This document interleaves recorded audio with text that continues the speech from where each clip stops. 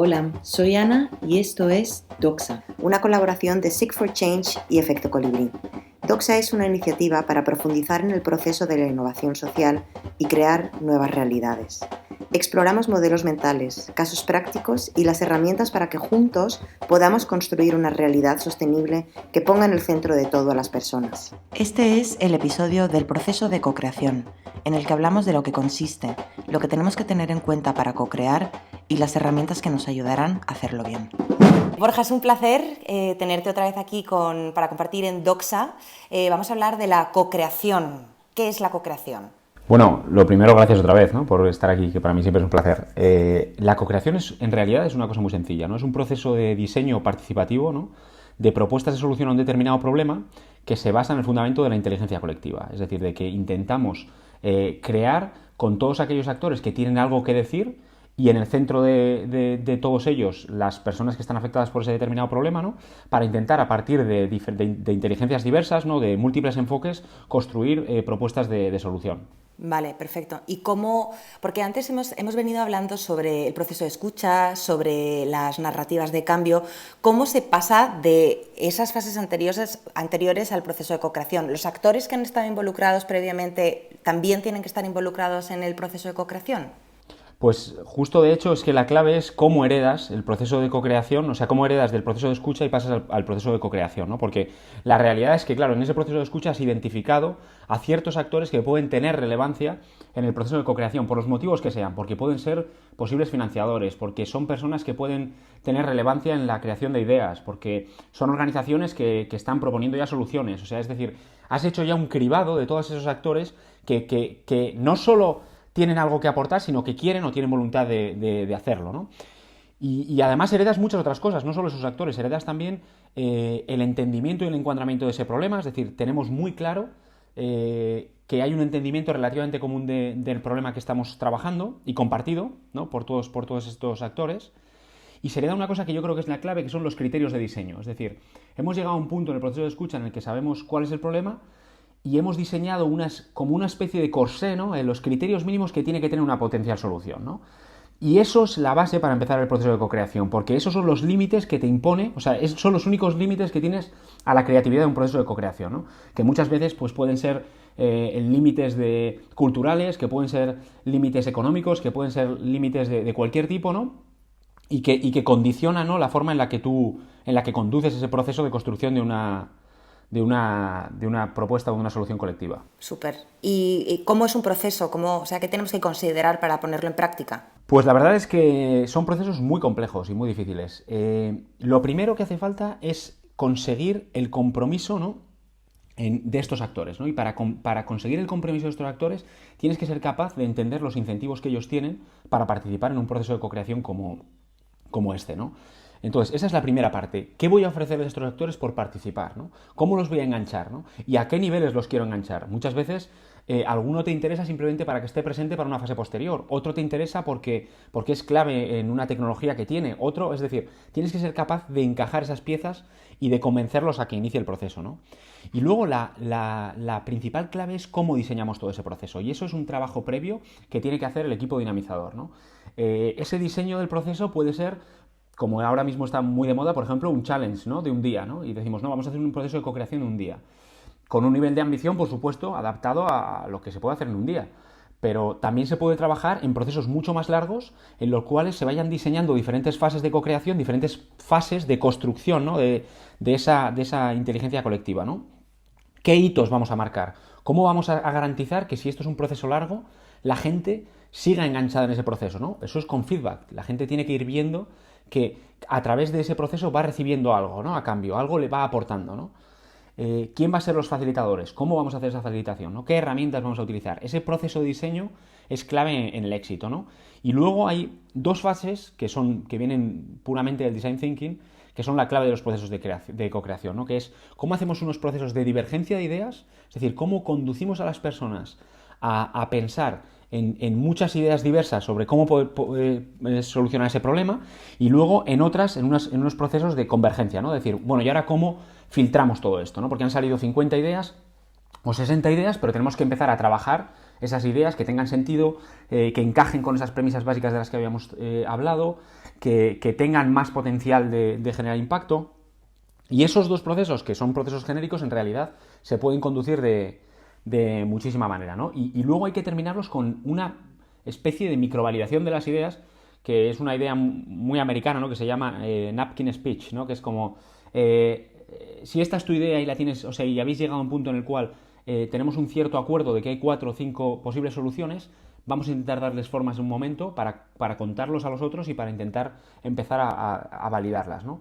Estos son, en proyectos sociales ambiciosos, estos procesos de co-creación duran mucho tiempo, pueden durar 2 meses, 3 meses tranquilamente, con 6, 8, 10 workshops, ¿no? que van guiando a través de diferentes herramientas y yendo como en un proceso de embudo, ¿no? En el que vas haciendo diferentes filtros hasta llegar a soluciones que puedan verdaderamente ser transformadoras, ¿no? Perfecto. ¿Y cómo me lo imagino? O sea, me imagino talleres con diferentes actores, o en todos los talleres van a estar todos los actores involucrados, o cómo se estructuraría. Yo creo que eso también depende mucho del problema al que nos enfrentemos, ¿no? Y del perfil de organización, porque no nos olvidemos de una cosa clave. Todo esto se basa en la participación activa de ciertos agentes, ¿no? Y la participación, como en los procesos de escucha, exige cesión en la toma de decisiones. Es decir, si permites participación, tienes que permitir que la gente tome decisiones y tenga más poder dentro de ese proceso, ¿no? Entonces, claro, depende de la organización que guíe, son capaces esas organizaciones de ceder más espacio de poder o de ceder menos, ¿no? Y en función de eso también se diseñan los procesos, ¿no? Por ejemplo, una organización que no esté muy acostumbrada a procesos de participación muy activos, pues lo intentará hacer más centralizado, y esto supone que gestionará los workshops de una manera en la que no todos los actores tengan necesariamente que encontrarse en el mismo punto. Pero cada organización y cada problema exige una forma de afrontarlo. No necesariamente tiene que ser el modelo que se ha puesto tan de moda, que a veces es muy bueno para que surjan cosas, como es el challenge, y tampoco tiene que ser completamente abierto. Es decir, hay que pensar en cómo ese proceso de co-creación tiene sentido, ¿no? Vale. ¿Y qué es lo que suele fallar en los procesos de co-creación? Pues yo creo que, fallan muchas cosas, la verdad. La primera es que suele fallar mucho que intentamos buscar actores que se parecen o piensan como nosotros. Ese es uno de las claves, ¿no? Que buscamos, como nos sentimos más cómodos con un actor que tiene nuestra misma filosofía, que piensa como nosotros, pues nos sentimos más cómodos atrayéndolos a ese proceso, ¿no? Y la realidad es que en los procesos de co-creación una de las claves básicas es una diversidad en la visión del problema, en las perspectivas, en que uno sea completamente tecnológico y venga de un sector a veces completamente diferente al que estás trabajando, para que pueda de alguna forma exportar ideas, ¿no? de ese proceso, ¿no? Ese es uno de los fallos que yo creo que suele cometerse en los procesos de co-creación. El segundo es que fallan muchísimos procesos de co-creación porque no se generan las capacidades para la toma de decisiones. Es decir, se junta a los actores, se les dice, vale, tenemos que hacer este proceso, vamos a intentar crear una solución al problema X, y tenemos que llegar a una conclusión, una serie de conclusiones, a una serie de diseños, de prediseños de proyecto. Pero muchos de esos actores quizás no tienen las capacidades suficientes para tomar decisiones, ¿vale? Y eso hace que estos procesos de co-creación, pues de repente puedan llegar a resultados que son completamente irrealizables. Y esto es un caso típico. Muchas veces, muchas organizaciones guían estos procesos y, por ejemplo, pasa mucho con proyectos que tienen base tecnológica, en los cuales las personas son capaces de imaginar las funcionalidades, pero no las posibilidades de desarrollo que existen sobre esa tecnología, ¿no? Entonces, co-creación tiene que venir acompañado siempre de generación de capacidades para la toma de decisiones de ese grupo, ¿no? Y el tercero, que yo creo que es una de las claves del éxito y de los fracasos que se cometen en los procesos de co-creación, es esa gestión de incentivos que hablábamos antes, ¿no? Porque en estos procesos siempre se satisfacen los incentivos del que facilita, porque es el que lo guía, es el que al final tiene los feedbacks más claros, el que trabaja los documentos. Pero claro, ¿cómo tú haces, por ejemplo, que un tipo de una empresa tecnológica que a ti te parece interesante pueda justificar, por ejemplo, a su empresa la participación en 6 workshops de 4 horas? Pues a ese tipo le tienes que dar algo, y ese algo puede ser, por ejemplo, o que le des visibilidad, o que le permitas acceso a una red que no tenía de financiación. Es decir, tienes que ser capaz de gestionar los pequeños incentivos que hagan que los agentes que están participando en el proceso de co-creación se mantengan activos, ¿no? Cuanto más profundo seas, pues más tiempo le dedicas y más cansas a la gente y por consiguiente menos acción hay, ¿no?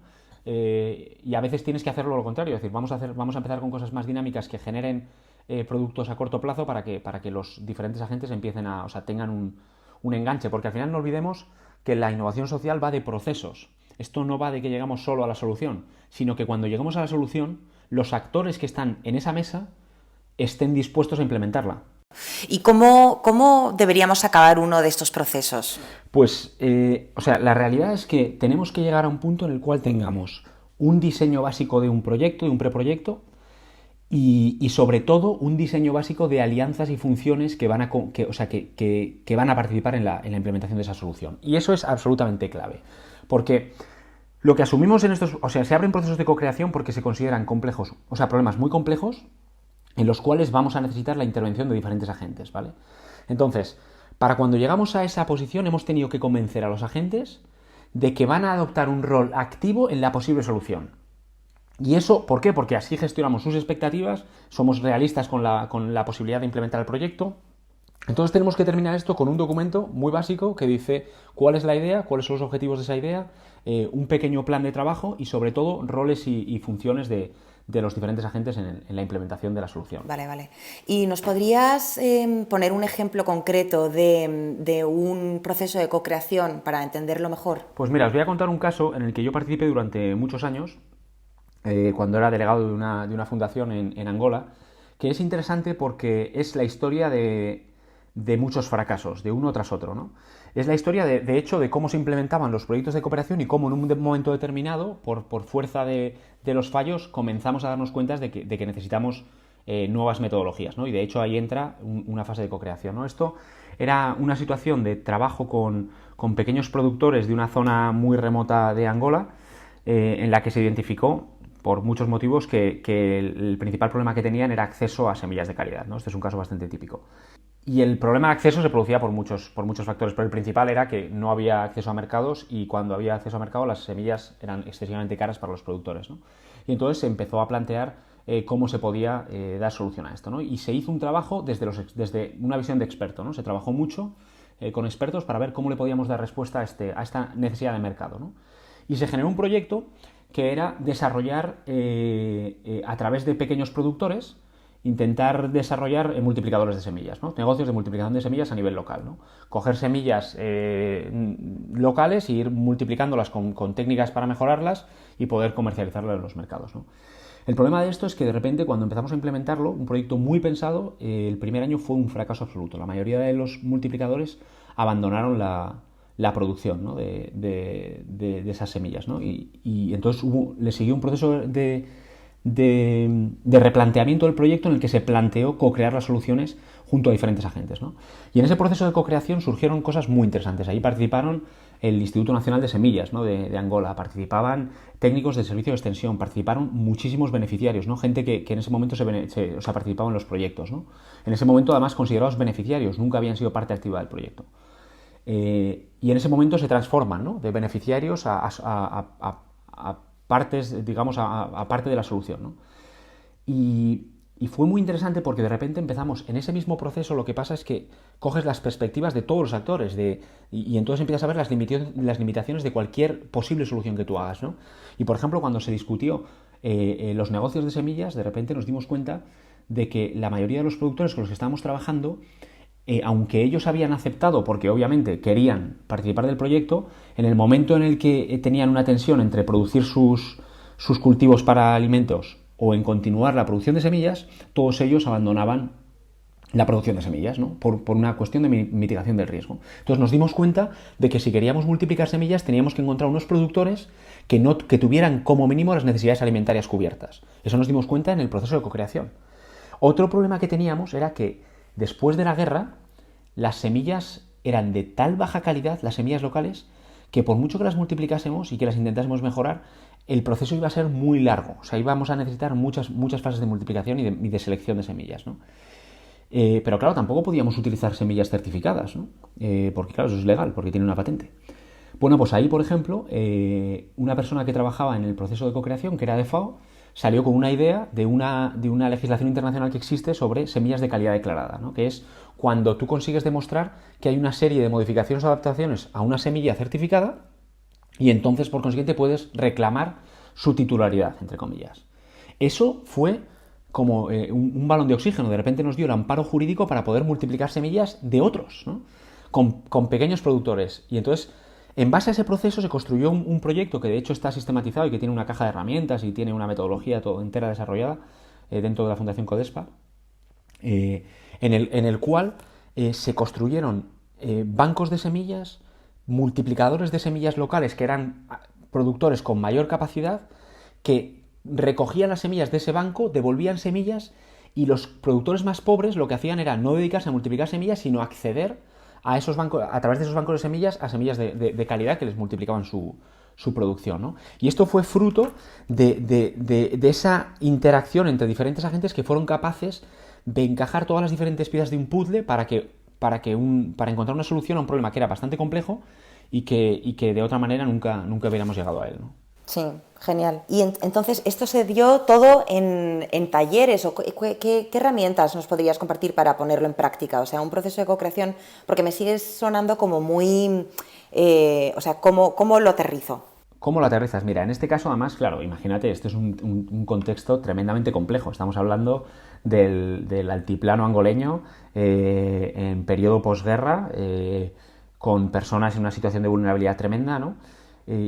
Con unos niveles de diferencias entre los participantes tremenda. Teníamos desde productores de semillas, empresas brasileñas de productores de semillas en este proceso, a gente del gobierno, a gente de FAO y a agricultores de base, ¿no? Que muchos de ellos no sabían leer y escribir en portugués, ¿no? Y entonces, ¿cómo lo fuimos consolidando? Lo que fuimos haciendo es, primero hicimos talleres separados al principio.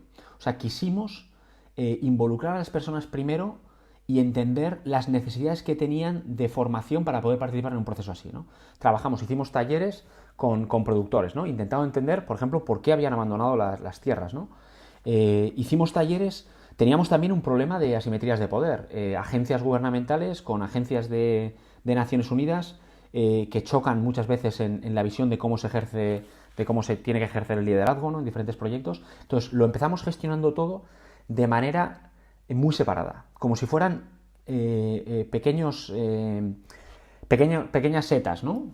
Como islas, ¿no? En las cuales íbamos gestionando pasito a pasito a través de workshops con muy poca metodología, vamos a ser claros en ese momento, con muy pocas herramientas, pero eran como workshops de trabajo en los cuales simplemente guiábamos procesos de lluvias de ideas, de discusión, grupos focales.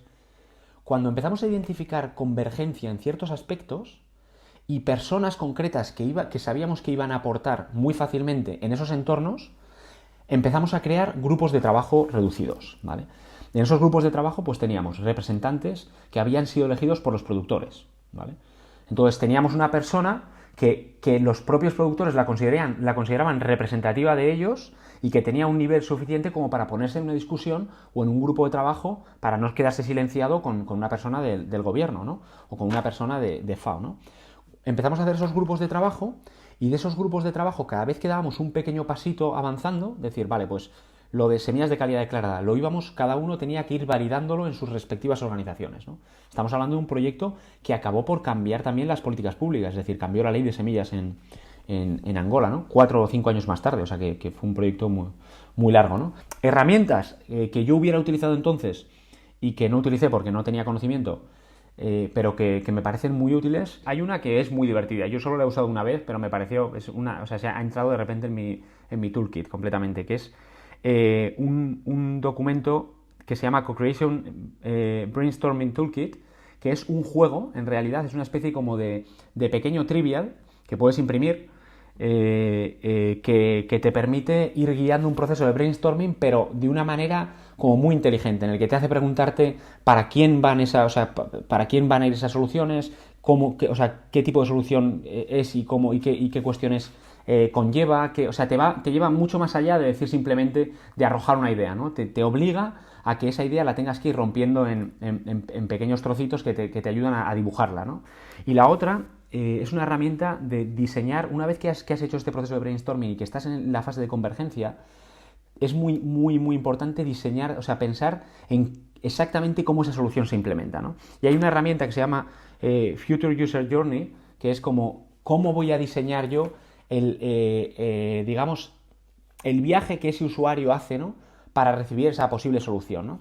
Y entonces es una herramienta que te guía en ponerte en la piel de esa persona a la que tú se supone que estás trabajando para solucionarle un problema y qué tiene que pasar dentro de esa solución para que se le solucione el problema, ¿no? Y entonces vas viendo todas esas pequeñas barreras que seguramente cuando soltaste la idea no habías pensado y que están más desde el punto de vista del puro usuario. Súper bien. Eso me hace pensar también en la herramienta del Sprint, que es un librito, es una guía práctica que sale de una metodología que empezaron a probar en Google, que básicamente en 5 días te permite pasar del problema a la validación de la idea y solución. Y ahí necesitas pues a un grupo de expertos que pueden ser de tu organización y de fuera de la organización, 7 personas con diferentes visiones y perspectivas y conocimientos, y pasas por un proceso súper guiado que también te ayuda muchísimo a acelerar estas hipótesis, ¿no?, y estos problemas que podemos tener al principio, validándolo ya directamente con la gente a quien quieres ayudar. Pues apuntado, me lo apunto para la siguiente, esta no la conocía. Súper. Oye, pues Borja, muchísimas gracias, siempre un placer. Nada, el placer es todo mío, encantado siempre de participar. Esto es Doxa, una iniciativa para crear nuevas realidades.